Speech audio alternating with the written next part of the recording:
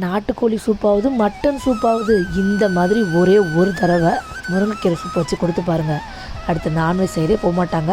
நான் இன்றைக்கி ஒரு கொத்து முருங்கைக்கீரையை காம்போடவே சேர்த்துக்கிறேங்க, ரொம்ப நல்லது. ஒரு 10 சின்ன வெங்காயத்தை தட்டி போட்டுக்கிறேன்.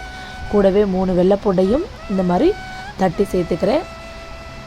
இதில் ஒரே ஒரு தக்காளி பழம், நல்ல பழுத்த தக்காளி பழத்தை எடுத்து நல்லா பிழிஞ்சு விட்டு பேலன்ஸ் இருக்கிறதையும் நல்லா தட்டி சேர்த்துக்கிறேன். கூடவே 1 ஸ்பூன் சீரகம், ஒரு 1/2 ஸ்பூன் மிளகையும் நல்லா தட்டி சேர்த்துக்கிறேன்.